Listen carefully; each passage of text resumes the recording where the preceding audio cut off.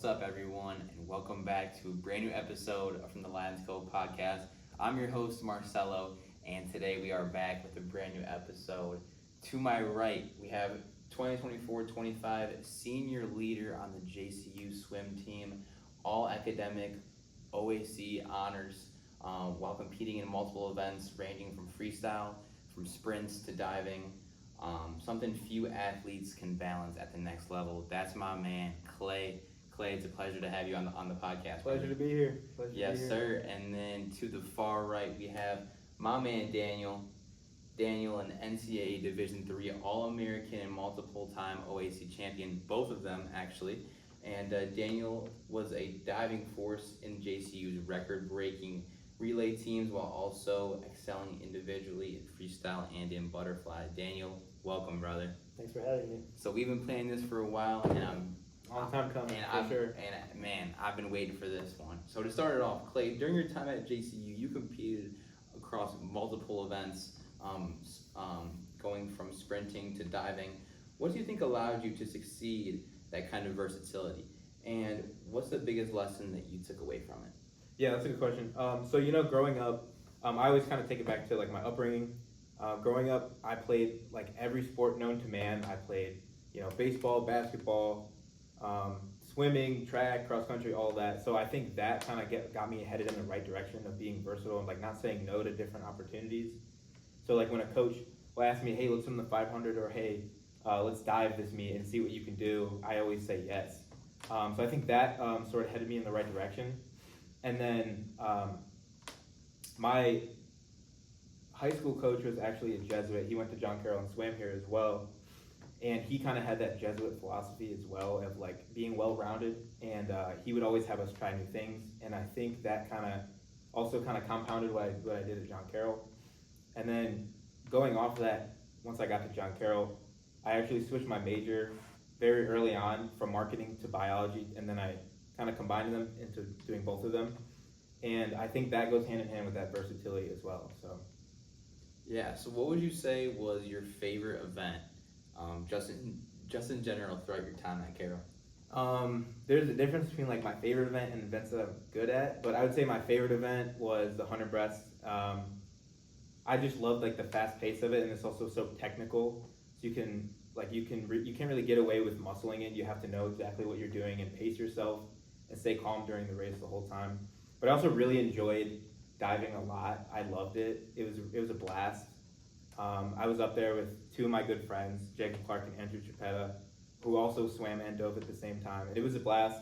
And we are actually really competitive in the OAC, so I'd say those two. Awesome, brother. Now, Daniel, you earned NCAA All-American honors and helped JCU's record-breaking relay. What did it take to consistently perform at the next level, and how did those moments shape your confidence as an athlete? I'd say it took a lot of support from my teammates and my parents. I don't think I would have swam in college if I didn't have the kind of motivation that my parents gave me, and from teammates in high school and throughout teammates in college. I remember specifically coming on my visit here, I felt like a second home. I didn't want to swim anywhere else. I was actually not planning on swimming at all in college unless I came here. I remember people like Liam McDonald, Jacob Clark, Clay, and all the guys just made me feel very welcome. I remember they took me to the house, that they showed me the houses, which they said they didn't do with everyone. They showed me the pool, they showed me around and how things went. Remember, they showed me where they'd sit in the cafeteria. They said they always sat together, ate meals together, and that was just something that I felt was very inviting, just them being open with me and showing me everything around here. I'd say these past couple of years swimming in college, just the support, the motivation that these guys gave me helped me get to a new level that I didn't think I'd be able to experience. I didn't enjoy waking up early, getting in the cold pool at 6 in the morning, but there's no other group of people I'd rather do it with. They really kept me in check, kept me disciplined, kept me motivated throughout every stage. I would say sometimes the motivation was lacking. There were times where I wasn't swimming well. I remember specifically we had a mid-season meet in Kenya my freshman year. I did not swim well at all, and I was pretty unmotivated after that, but then there was a group of seniors that came up to me, told me to keep working at it, stay motivated, and we went from not doing well at midseason to becoming an All-American with those guys and nationals later that year. So So just the motivation that those guys gave me, the brotherhood that we had with them, and then wanting me to succeed, and me wanting them to succeed just helped us all get better and excel in the pool. Yeah, and then that brotherhood also still exists outside of Carroll too, right? Like even after you graduated. Oh yeah, I still keep in touch with a lot of those guys. I play FIFA with them a couple times a week. Clay's graduated, Luke's graduated, Bryce and I live with all of them still. We still get together as much as possible. We've had some people transfer out of the school, but still keep in contact with them, try to visit them in other states whenever possible. So I'd say just the brotherhood extends from beyond practicing the pool to outside the pool. We get lunches together, dinners together, cook together. Clay's brought me rock climbing before. He tries to cook. He tries to cook. I'm a big microwave and air fryer guy for sure. But, so then what's like your go-to meal? The other day, Daniel suggested we do orange chicken and rice, but Daniel just threw it in the air fryer and I made the rice. But it was pretty good. It was a good meal. It was pretty good. Yeah, I mean, you can honestly throw anything into the air fryer. The one time I was making like 30 hot dogs and I threw them all in the air fryer. Dude, they were actually really good. That's awesome. That's sweet. It was honestly probably better than like the grill. It's convenient. It's quick and easy. Not much effort. I've actually never used it and I don't know how to use it. I'll admit. Come on, Clay. I will admit. So, Clay, your family has deep ties to JCU. As you mentioned, your high school coach was here at JCU. Looking back, how did that tradition influence your leadership style and the way you approach being part of the swimming program? Yeah, it definitely had a big impact. I remember coming out of high school, I didn't necessarily want to, I didn't know if I wanted to come to John Carroll, because I didn't know if I wanted to swim quite yet. Especially since my two brothers went to John Carroll to swim, and I wasn't sure if I wanted to like do my own path or kind of stick with like tradition. But I ended up coming to John Carroll, obviously, and I think that was the best decision I ever made. Having that like connection already to the school was huge. I already knew like half the team. I knew a lot of the traditions already, which had a big part in like me becoming a leader very early on, because I kind of knew how the system worked, and I was able to lead like by example and like help my friends who weren't necessarily in the loop as much, and they helped me with other things as well, obviously. But yeah, I think tradition is a huge thing here, especially with our team and the brotherhood that our swim team formed. We kind of have a special bond that Daniel mentioned earlier. Definitely transcends the pool. Like we spend almost all day together studying, whether it's studying, being in the caf, eating together, or just like hanging out. I think culturally, being familiar with the traditions that on our team was huge for me. Yeah. Awesome. And then your brothers went here too, right? Yeah. Now did they also swim as well? They did both swim. They were better than I was, but yeah, they did both swim. Wow, that's crazy. Family of swimmers. Here's So, Here's the three, yeah. yeah, Like so. LeVar Ball. BBB. Yeah. Big baller ran. So, Daniel, was there a specific race or breakthrough earlier in your career where you realized I can compete at the next level, or compete at like the All-American level? I don't know if there's a specific race that made me feel that way. I would say just the trust my coaches and teammates had in me I remember one. made me feel like I could accomplish anything. Which one do you think? Daniel's freshman year, he went, I think it was 19.7 on a relay in the 2 free relay, and that was like, that just blew everyone's mind. I think it like sort of propelled him into the stratosphere, and like where he didn't think he would be in that situation, and he kind of exceeded everyone's expectations, including himself. I think that was like a big moment for you for sure. Yeah, I'd say OSC's freshman year was definitely a cool experience, being able to compete with all the guys. I'd say one race that I always think back to is the 50 freestyle freshman year. I remember I missed the national cut by 100th of a second, and then you get the time trial one event at OAC's individually. So I tried it again. I didn't get the cut. I missed it by more. And then coach found a loophole where we could time trial a relay. And then if I let off that relay, the time would count. And then 3 other guys agreed to do the relay with me. And then I ended up getting the cut, barely, but I got it. And I think just the other guys being willing to swim an extra event to give me an opportunity to reach a goal I had all season was pretty special to me. But like with their support, they're trusting me that I could still get it even after failing a couple times. The support my coaches gave me and the trust they had in me really just made me feel like a part of the brotherhood here, and that made me feel like I could compete at any level with anyone if those guys were behind me, had my back. Yeah, I mean, like, I feel like having just great teammates can just continue to push you, even like when you're going through like whether it's personal challenges, team challenges, like anything. Because I feel like nowadays, teammates will kind of talk trash on one another, like behind the scenes, or they just kind of tear your teammates down. I remember in high school, like when someone would make a bad pass, like they would always like drop their head or like turn over the ball, just like wouldn't high five like your other teammate. And obviously, with your guys' career here at Carroll, like we can see just like how much of a team you guys are with like all like the love and support, and like how much you guys want to see each other win. Like I feel like that's just like so important, and you don't really see that like nowadays.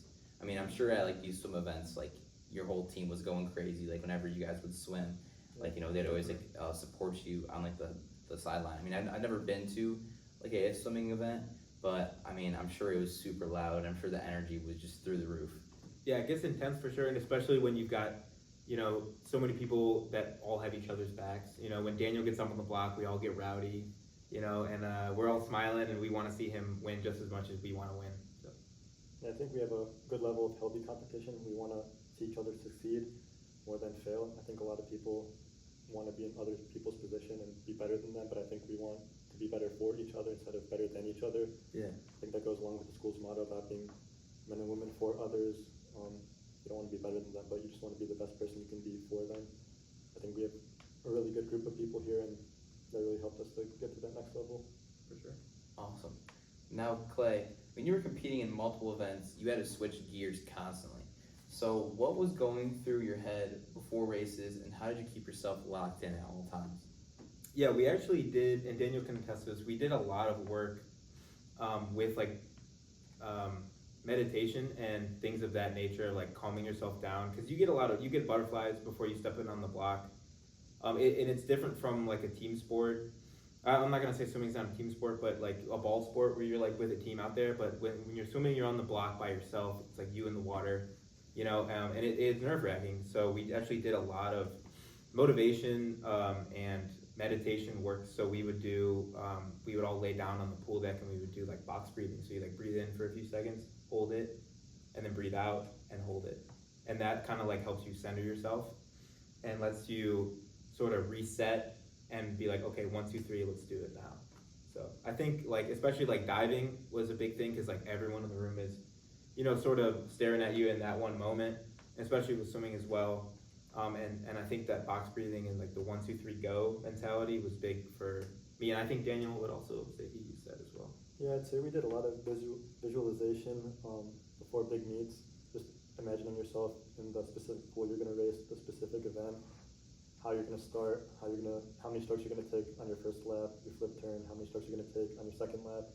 Just putting yourself in the moment mentally, so then when it comes to the real moment, you're not scared or apprehensive, you're confident in yourself and the work you've put in until that moment. I think our coaches did a good job of helping us navigate those nerves and making it to more excitement so we can perform at a high level instead of letting the nerves take over and drown out all the work that we put in throughout the season. Yeah, and I think another thing, our team chaplain, Brother Matt, was actually really great at, kind of knocking our nerves down and being available to talk to. If you ever like had nerves, or, you had things that were kind of coming in from outside of swimming, that you can kind of not like stiff arm them and keep them away, but like sort of embrace that and like face them both at the same time. And also, like we mentioned before, we had a good support system with the team. Like we're on the same page where we are holding each other accountable, but also we were receptive to whenever someone was going through a rough time, and we were all kind of lifting each other up in that sense. Awesome. Yeah, I know. Breathing and meditation is key. I mean, even if you do it like every single day, like, I mean, it just calms like your whole body down. Like I know after like a stressful day at work, or whether like, I'm like stressed out, just doing like 10 minutes, 5 minutes of meditation just like relaxes your whole body. Like even before like tests, like meditation has always worked.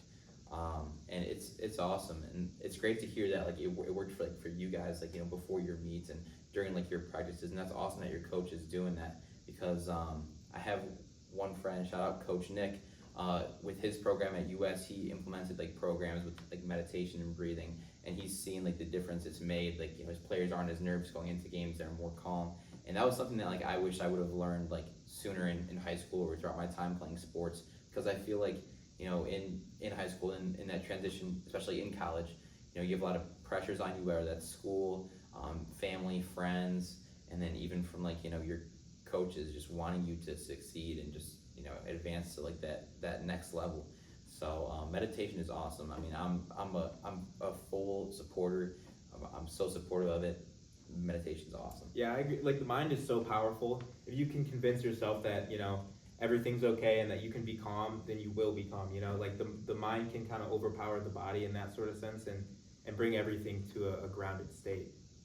Yeah, exactly. Now, Daniel, the next question is, what was special about the chemistry and trust within those groups compared to competing individually? I would say it just meant a lot more competing on relays and as a group versus individually.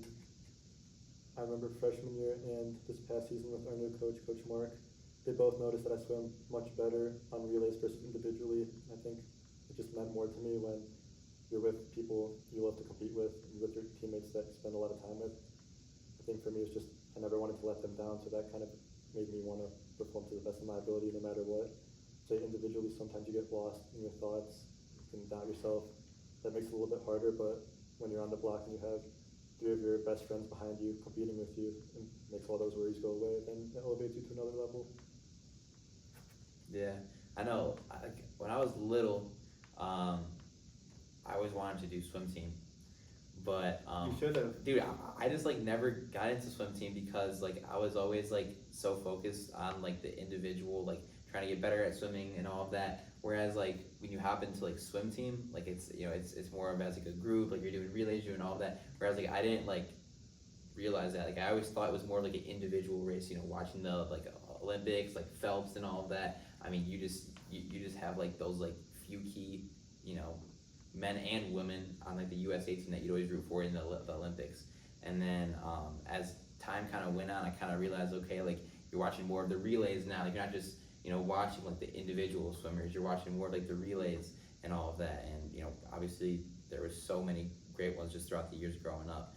But yeah, that is definitely awesome. Yeah, like I said earlier, I've been a part of a lot of teams, like especially even through high school, and by far the swim team, like I don't know about you, but like in high school, swim team they run together all the time.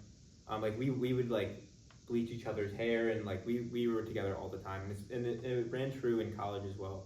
So the swim team is by far like one of the tightest knit groups you can ever be a part of, for sure.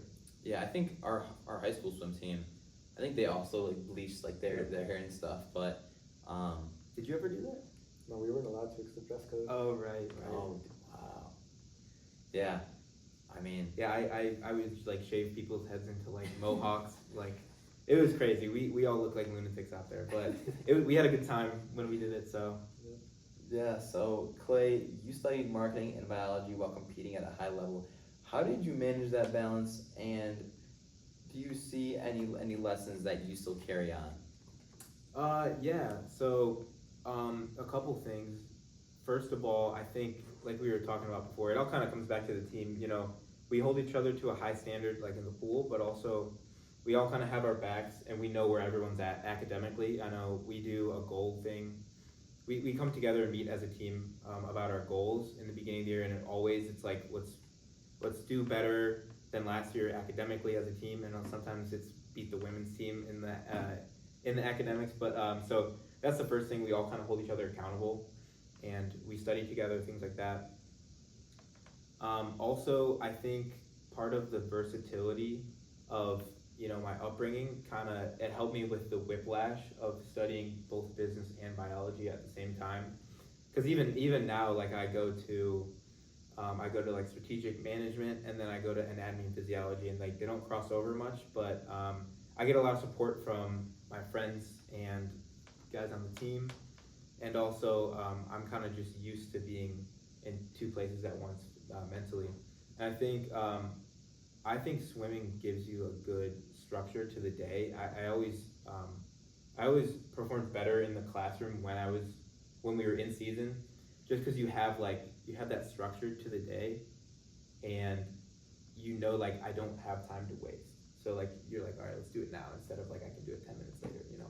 Yeah, yeah, and too, I feel like once you have that like schedule, that like routine, like you kind of have blocks of time where it's like, okay, I need to get this assignment done for this class, and, like you just kind of know what your schedule's like on a week to week basis. But also too, kind of talking about what was it? I think I just lost my train of thought, but oh, that's right, going from the marketing to bio. It's also nice too as well because I'm sure you have tons of friends, on the business side, Yeah. and you have a lot of friends on, the bio, the chemistry, like all of that. So you kind of have like the best of both worlds. Yeah, John Carroll's not that big, but I definitely know like 90% of the people here. Yeah, that is definitely a plus of going to a smaller school for sure.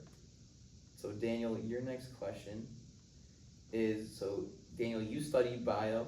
How did you handle the grind of the labs, practices, and meets? And what skills did you take from back then that still help you out today? I'd say I agree with Clay. With swimming, it gives you a big structure to your day. You don't really have time to waste. I also did much better academically when we were in season versus out of season. I felt like when we were out of season, I could just mess around, not do my work when it needed to be done, and procrastinate a lot more than if we were in season. I would say managing all of those together, it was tough at times, but I think it was very rewarding. I think the people you surround yourself with make the biggest difference, and being started by all the guys on the team, a lot of them were bio majors, so just studying with them, if I was struggling with something, having them help me out, then structuring the day so I knew I needed to get assignment A, assignment B done before practice, go to practice, lift, and then get B and C done after, C and D. And then just structuring my day like that, I would say definitely took a little bit more sacrifice, not being able to do as much fun stuff as I would have liked to do. But I mean, fun is a relative term. I had a lot of fun at practice with the guys and at the lifts, so it's kind of what you make of it, I'd say.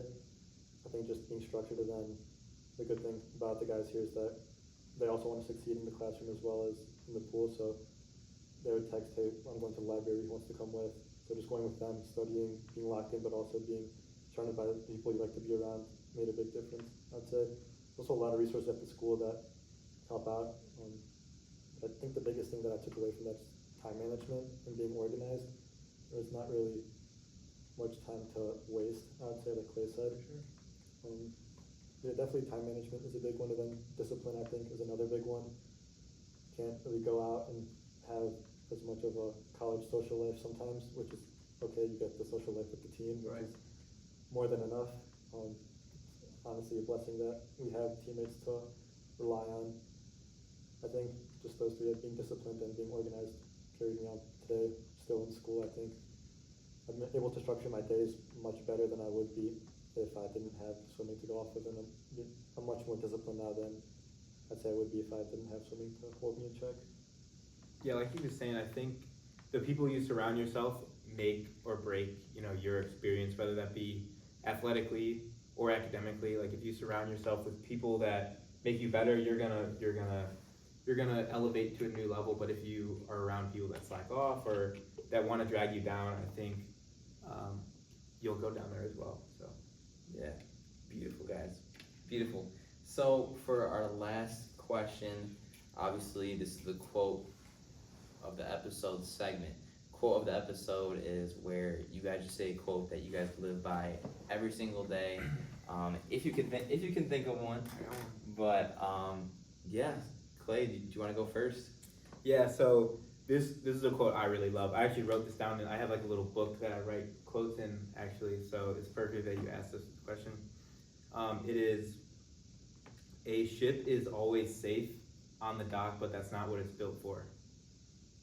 So to me, that sort of means, yeah, I can be comfortable, I can do this, and, start to stay in my comfort zone, but that's not what I'm built for. That's not what, God would want me to do. That's not what my family or my friends would want me to do. I'm meant to leave the dock. I'm meant to do something greater than just stay here, Beautiful, yeah. Beautiful. That is a fantastic quote. It's a really good quote. Never heard that one before. Yeah. I was expecting striker greatness. The kid from Akron, Ohio. Ron? Yeah, Take that facts. one in. Yeah, I'd say a quote that I like to live by. My dad has preached it to me growing up: is love what you do to do what you love. You're not always Love it. gonna, yeah, you're not always gonna love the process, but you need to find love in it to be able to do the things that you love to do later on. To relate it back to swimming, I never enjoyed waking up early, jumping in the cold pool, but I love to compete with my teammates and be with them at the meets. So I had to find love in the process, to be able to reach my goals individually and the team goals. I'd say just apply that to life as well. I'm not gonna enjoy school 24/7, but you have to love the process of learning so you can be able to do what you want to do later on in life. Love it. Beautiful. Yeah, I mean, even just like the even like the small wins, are just so much better sometimes than like the larger wins, because once you reach that end goal, you're like, all right, I made it. But then like, what's next? You spent all that time just pushing through, trying to get to where you want to be at in life. And I feel like people always once they make it, they're like, all right, I'm here. But they don't ever look back and see like what they accomplished. Some of the losses that they had, but then how they bounced back and turned it into a win. And obviously, God leads everyone down certain paths in life, but that's also one of life's biggest blessings is just staying for the ride, staying throughout the course, and seeing where His plan takes you. Yeah, for sure. The ride's the best part of it. Definitely. Yeah. So do you guys have any final questions? I know Clay Yeah, so has one. Daniel, you might have one too. Yeah. So Marcelo and I don't know if you guys know, but Marcelo's a big Saints fan. I'm also a Saints fan. That's actually how we kind of got really close in the past few years. So I was going to ask him a Saints-related question. New Orleans Saints, by the way, NFL. Yep. So 2 questions. Of the 2 quarterbacks in the quarterback competition, who do you think deserves it, and do you think they made the right decision? So who do I think deserves it? Obviously, I think Spencer Rattler deserves it. Now, should we have drafted Tyler Shuck? Probably not. We probably should have drafted Shadur, easily. I mean, the fact that you draft a guy in the 2nd round and he's not starting your first game, that just doesn't sit right. It's like, I agree. Well, then why did we even draft a quarterback at all? I agree. Also, too, Kirk Cousins is a free agent. We could sign Kirk Cousins. I like the sound of that. There's a lot of veteran quarterbacks out there that we could have signed that we're just choosing not to. However, I like Spencer Rattler. I think in the preseason games he did pretty well. I think he threw like 1 or 2 picks, but overall I think he played pretty well. So I mean, listen, we have a high-powered offense. Obviously, our defense might be lacking a little bit. Even on offense, we honestly might be lacking a little bit too. But he's in a prime position. He has a great head coach that's coming off a Super Bowl win. Kellen Moore, obviously one of the best college quarterbacks of our time. So I think Spencer Rattler's in a prime spot to really be great. I mean, we don't have the hardest schedule. I mean, we play some pretty bad teams. Yeah, we do. Obviously, we play against some teams like the Niners, but our division just is not good. So we can win it if he plays well, but it all depends on our quarterback, as we saw from Derek Carr the past 2 years. We had a mid-coach and a mid-quarterback, and it just didn't work out, especially with the offense that we had and the incredible defense that we had. So, obviously, as an optimistic Saints fan, I think we're going to be 13-4 this year.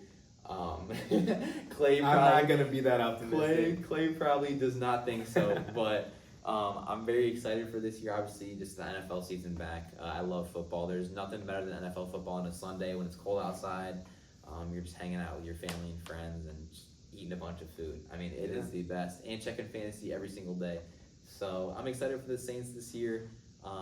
Could Shuck learn from Rattler? Yes, he can, and he can learn from Moore. So who knows what his future will be like. Obviously, Drew Brees didn't have the best career in the NFL, and he's now a Hall of Famer, will be next year, first ballot. So I was actually going to ask you, this is the second part. For you, what did Brees, Kamara, and Thomas mean? Like, how was that experience for you watching them play? That meant the world to me. Obviously, being Saints fans, we've seen numerous, 13, 14 win seasons, even a Super Bowl in our lifetime, which most Browns fans probably won't be able to say. But I mean, just that trio was just incredible. I mean, you saw the 2017, 2018 Saints, and then 2018, 2019 Saints. I mean, just going out on some absolute heartbreaks. Definitely could have seen a Brady Breeze Super Bowl, which would have been great. I mean, we never really got to see that until the divisional game, or maybe it was at the that was the divisional. I was gonna say NFC Championship, but if we would have beat them, we probably would have won too. I think so. So Breeze probably could have easily had 3 rings, and it's sad. It's sad. He definitely should have had more. Definitely easily a top 3 quarterback of all time.